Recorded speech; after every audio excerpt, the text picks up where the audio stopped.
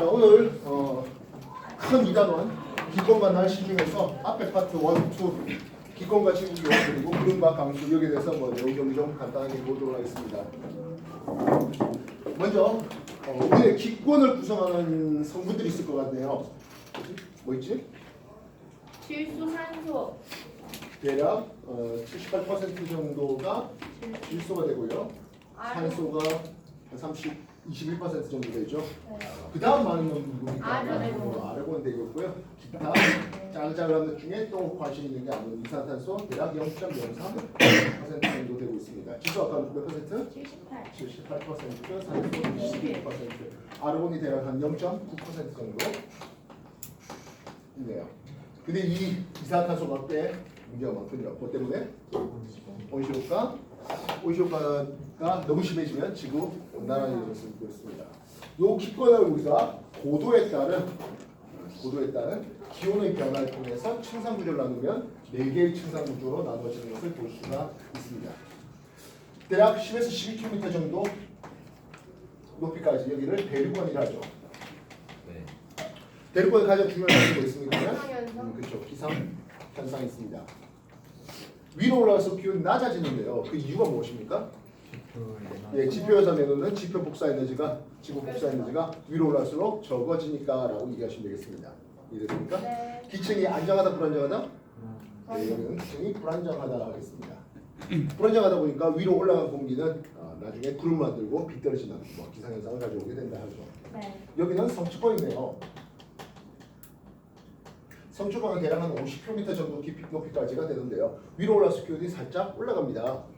왜 그렇습니까? 하면 오존층이 있어서 오존층이 태양의 자외선을 흡수하는 과정에서 열 에너지를 방출하기 때문입니다. 여기는 기상현상이 일어나지가 않죠. 맞아요.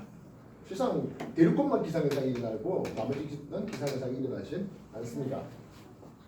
기층이 안정하다죠. 그래서 장거리 비행기 노선은 요 성층권 위를 따라서 성층권 아래 하부를 따라서 가는 것을 볼 수가 있습니다. 근데 대략 장거리는 절로 안 가요.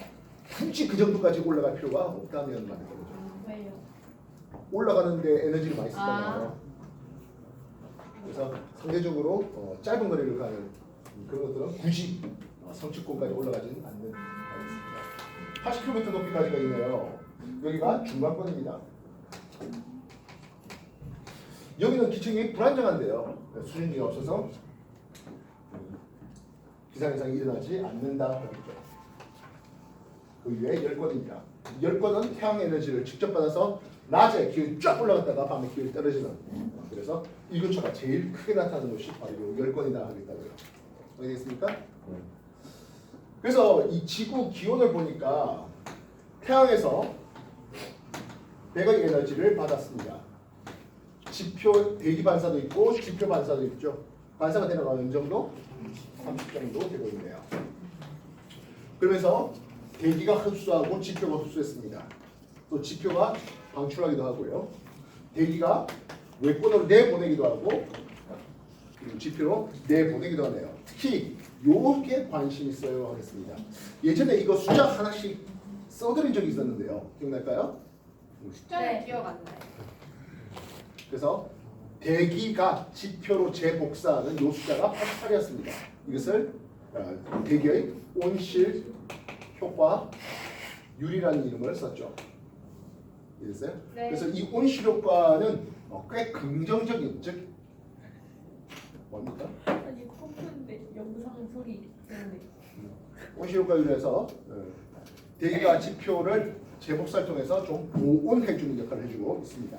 그래서 만약에 대기가 없다면 태양으로부터 백의 에너지를 받아서 백을 그대로 내놓는 이런 상황이 된다면 지표의 평균 온도는 영하 18도C 정도 되는데요. 이 온실효과 덕에 평균 온도 15도C 정도로 되고 있는 것을 볼 수 있습니다. 이 모델이 누구라고요? 예, 달이라 했었습니다. 자, 이 내용들로 지금 소개하면 이해가 거의 다 될 것 같은데요. 예. 그래서 이 온실효과가 너무 심해지면 우리 지구 온난화라는 이름을 쓸 수가 있다 했죠. 네. 이해됐습니까? 네. 예, 오투책으로 가지고 있는 사람들은 일단 개념 속속 페이지 49쪽과 51쪽 10개씩 문제가 있습니다. 빨리 먼저 정리해 보도록 하십시오. 조금 이따가 챕터 2로 넘어가고 나머지 문제들은 여러분한테 몰빵해서 풀 시간 드릴 테니까요. 개념 소속 문제만 먼저 한번 해볼게요. 오두책이 없다는 사람들은 오늘 나눠드릴 프린트에 개념 확인 문제 27쪽에 있는 거 정리해 보시면 될 것 같습니다. 답은 같이 드렸습니다. 이건 뭔 책이에요? 그거는 내공의 힘이라는 책이에요. 아주 얍실해요. 공부량이.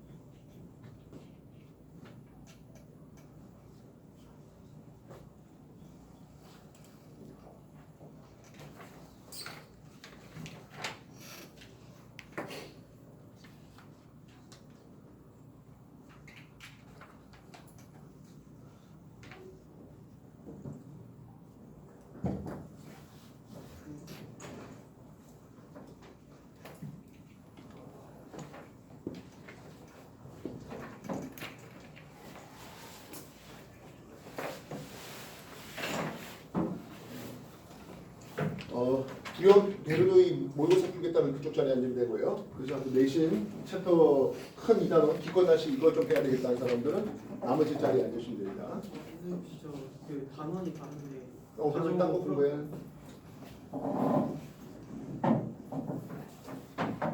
나중에 큰 1, 2단원 다음 주에는 1, 2단원 아닌 다른 단원에 대해서 설명하도록 하겠습니다. 목요일에는 나머지 챕터 3와 4가 목요일에 설명이 들어갈 겁니다. 네? 목요일에 한다는 얘기.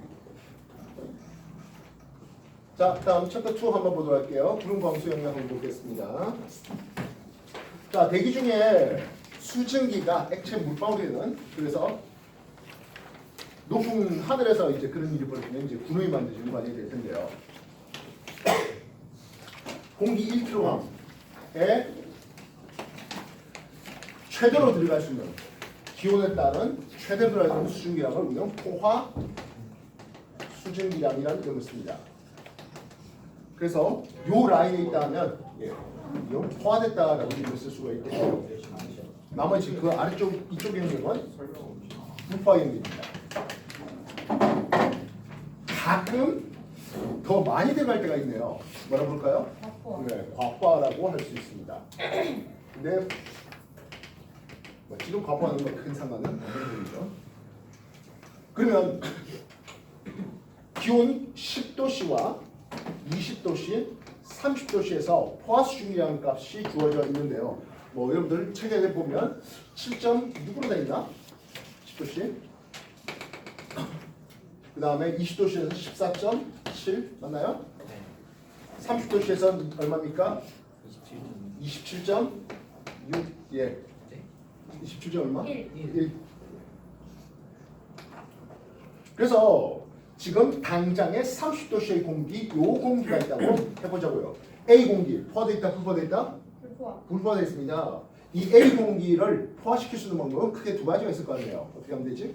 기온을 낮추거나 수증기 공급을 더 해주거나 네. 아니면 기온을 낮추면 되겠죠. 네. 그래서 온도를 낮추다가 20도씨가 되니까 포화 라인에 딱 떨어지네요. 네. 이때 이 20도씨를 우리는 뭐라 부릅니까 하면 T슬점이란 이름을 씁니다.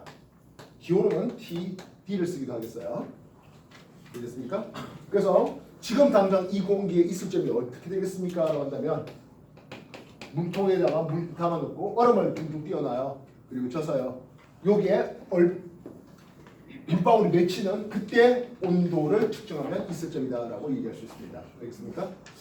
이슬점 측정에 대한 실험이 오투책에는 안 보이더라고요. 근데 시험에 나올 수 있기 때문에 한번 소개를 해봤습니다. 자, 그러면 이 공기를 좀 더 냉각시켜서 10도씨까지 냉각시킵니다. 그럼 어떤 일이 벌어집니까 하면 요 차이에 해당한 만큼 물방울이 공격. 만들어지겠죠. 이해됐습니까?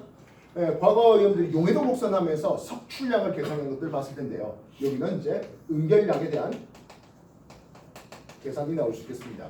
응결량은 어떻게 하면 됩니까 하면 지금 당장 현재 기온에서의 수증기, 현재에서 수증기 14.7 나중 온도 10도씨에서 포화 수증기량 7.6을 빼주시면 응결량으로 나올 수가 있을 겁니다.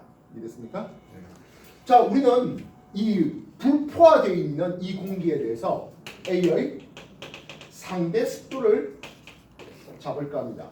상대 습도는 어떻게 계산됩니까 하면 현재 기온의 포화 수증기량분의 현재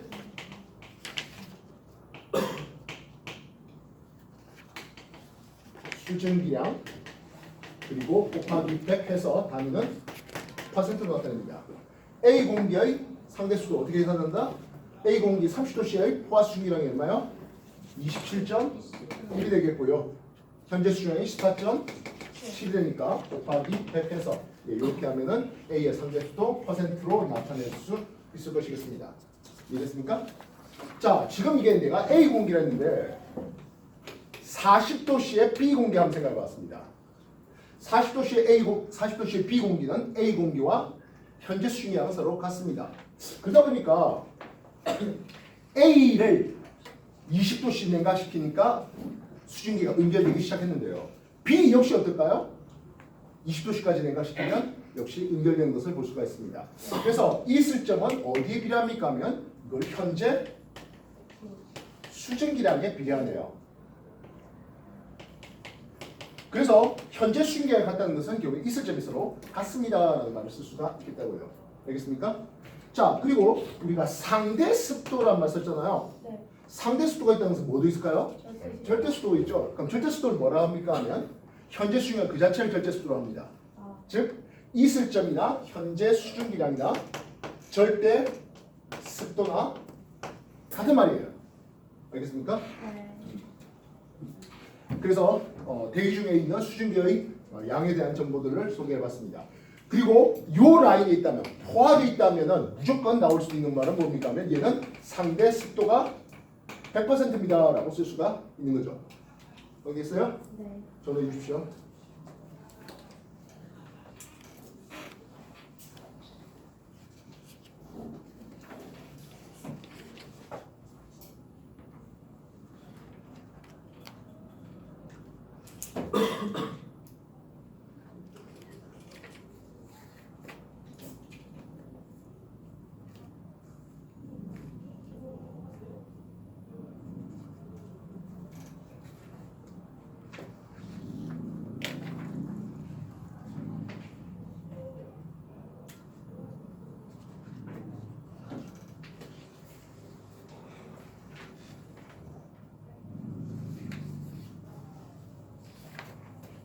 자, 이제 우리가 구름을 한번 만들어 볼까 하겠습니다.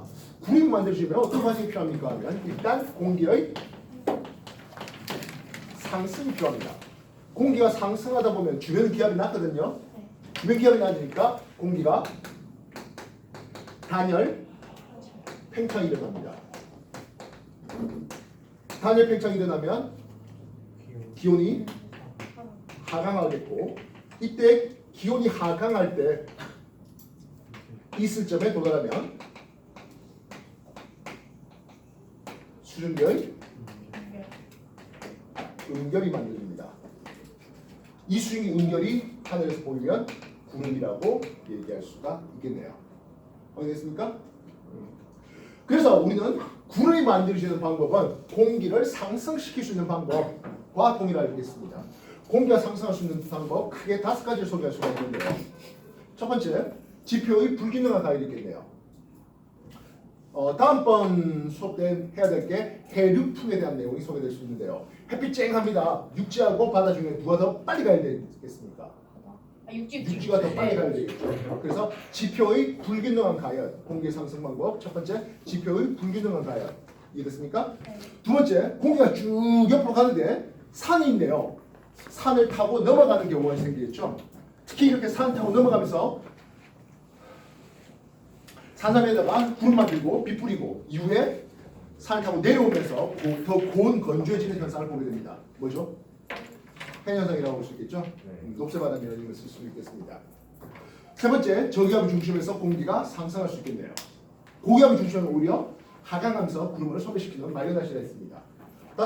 네 번째와 다섯 번째는 온대 저기압일 때 많이 나왔습니다. 찬 공기가 따뜻한 공기를 밀어 올립니다. 할렘 전선 뒤쪽에서 찬 공기가 따뜻한 공기를 밀어 올리면서 저군형 구름을. 다섯 번째는 따뜻한 공기가 온난 전선 앞에 있는 찬 공기를 타고 오르는 과정에서 완만하게 침문형 구름을 만드는 것을 볼 수 있습니다. 공기를 상승하는 방법 5가지 또는 구름 만들 수 있는 5가지 이런 얘기들이 나오고 있습니다. 이해됐어? 네. 정리해 주십시오.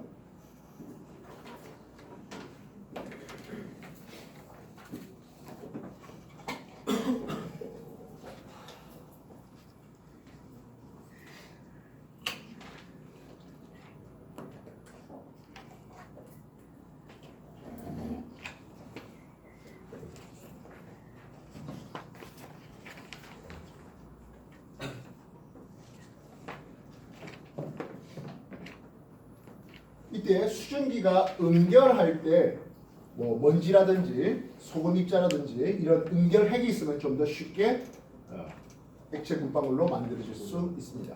알겠습니까? 네. 자, 그래서 구름을 봤는데요. 이 구름에서 이제 비가 내리려고 합니다.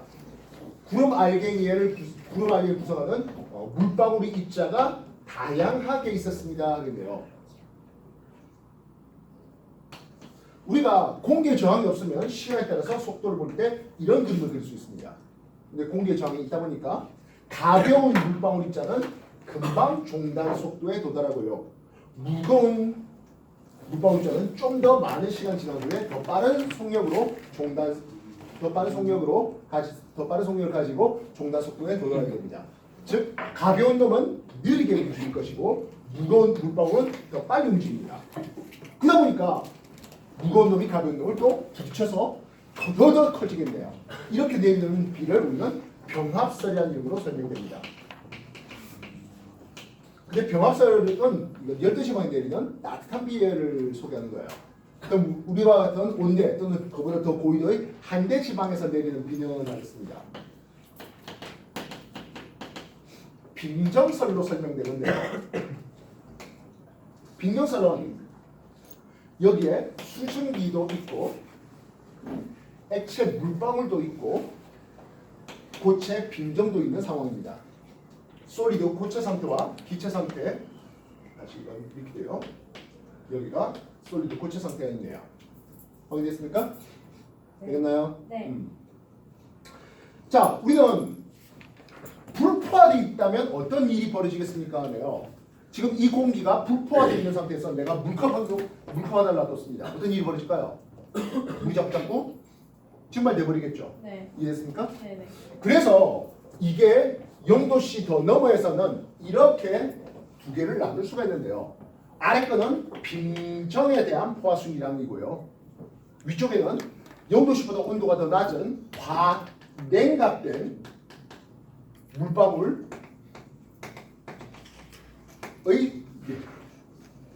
포화순이라고 복성이 됩니다. 지금 당장 이 수증기는 어떤 상태입니까 하면 여기에 있습니다. 그래서 액체 물방울 입장에서는 반응과 물방울 입장에서는 주변의 수증기가 불포화되어 있습니다. 어떤 일이 벌어질까요?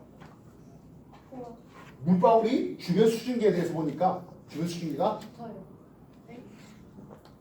물방울 입장에서는 주변 수증기가 불포화되어 있다니까. 네. 그러니까 물 입장에서 액체 물 입장에서 주변의 수증기가 불포화되어 있으면 증발이 더 일어날 거잖아요. 네. 그래서 물방울에서는 수증기로의 증발이 일어나요. 네. 그럼 물방울 크기는 어떻게 됩니까? 커져요. 네. 아 물방울이 증발하니까 작아져요. 물방울 크기는 크기가 감소되겠죠. 네네. 근데 말입니다. 빙정 입장에서는요. 주변 수증기가 과포화되어 있어요. 수증기가 많다는 거네요. 그래서 이 수증기가 어떤 일이 벌어집니까 하면 기체에서 고체로의 승화가 일어납니다. 그럼 빙정은 어떻게 된다? 수증기가 자꾸 달라붙어서 고체로 되니까 빙정의 크기가 커지겠죠. 빙정의 성장을 보게 됩니다. 그래서 그게 그대로 떨어지면 눈이 되겠고 내리다가 녹아버리면 창비가 됩니다. 그리고 상승주가 되어 있다면 내리다 다시 올라갔네요. 그것들이 반복되면서 나중에 큰 얼음덩어리 우박으로 떨어질 수도 있겠습니다. 알뜰 알겠습니까? 그것을 우리는 빙정설로 설명하는 바입니다. 교재마다 여기에 수증기가 없다라고 하는 교재도 없지 않아 있습니다. 학교 선생님의 의견을 더 따라주십시오. 알겠습니까? 되겠나? 자, 이렇게 해서 오늘 챕터 1, 2 기권과 지구 기온 그리고 구름과 강수에 대해서 소개를 해봤습니다. 내용 간략하게 소개를 했는데요. 여러분들이 아마 문제 잘 풀어낼 수 있을 거라 봅니다. 앞에 챕터 1 뒤에 챕터 2 문제 풀고 중간중간 질문할 거든 개인 플레이로 해보도록 할게요. 알겠습니까? 네. 시작하십시오.